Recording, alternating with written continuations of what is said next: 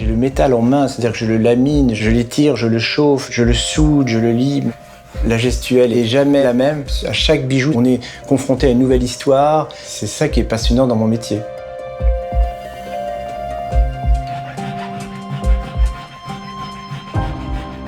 C'est vrai qu'au début, c'est pas simple. Je me perçais pas mal avec le porte-scie, les doigts. C'est sûr qu'il faut quand même une bonne décennie pour acquérir les gestes du métier. Et une fois qu'on les a, ces vieilles techniques nous permettent de créer en totale liberté.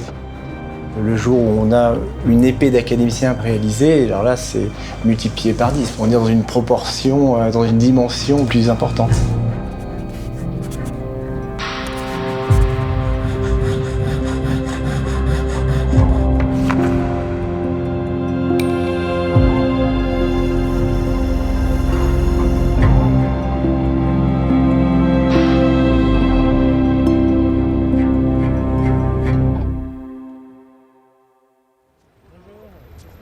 Chaque académicien peut décider, quelque part, de l'épée qu'il va pouvoir porter. Il peut en hériter, elle peut lui être offerte, il peut même réutiliser, réemployer une épée d'un autre académicien, mais il peut aussi, par souscription, par don de ses amis ou de ses proches, se faire offrir une épée avec tout ce qu'elle contient et ce qui la compose, la plus personnalisée possible, on pourrait dire, avec des traits de sa personnalité, de son œuvre, qui vont être symbolisés par différents éléments.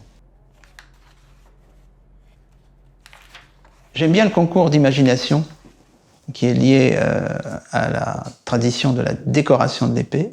Quand Simone Veil a été reçue à l'Académie française, ce qui était gravé sur son épée, c'était son matricule à Auschwitz. Donc on voit que des messages très forts peuvent passer.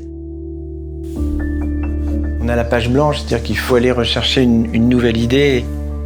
On noircit du papier, on crayonne, on trouve une forme. À partir de ça, on va faire l'objet en matière précieuse directement. C'est assez formidable de voir comme ça devant ses yeux naître une œuvre.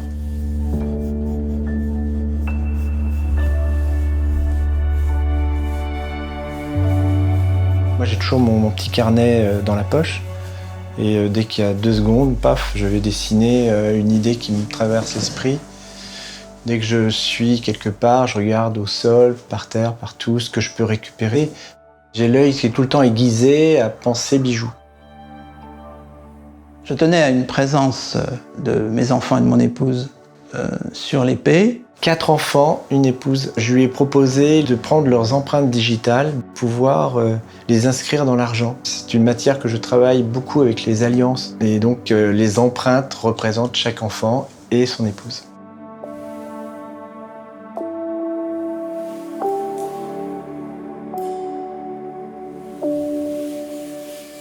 Je tenais absolument à ce que la pataphysique fût présente dans la symbolique de mon épée. La gidouille est l'insigne des pataphysiciens. Et cette forme particulière, je suis parti de ça pour faire la garde. J'ai eu la chance de grandir dans une ville où est née la pataphysique à travers le destin d'Alfred Jarry.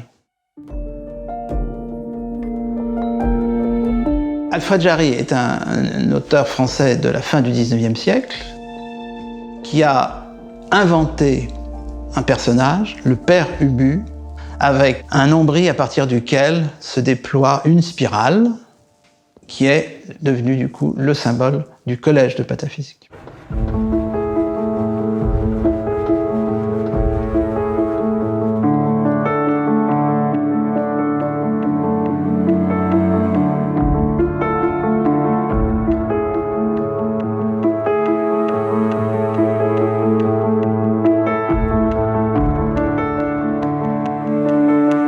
La conviction que je travaille sur le temps, pas sur le passé. Pour moi, tout est dans le présent. Et il y a une façon de vivre le présent qui s'appelle le passé, une façon de vivre le présent qui s'appelle le futur.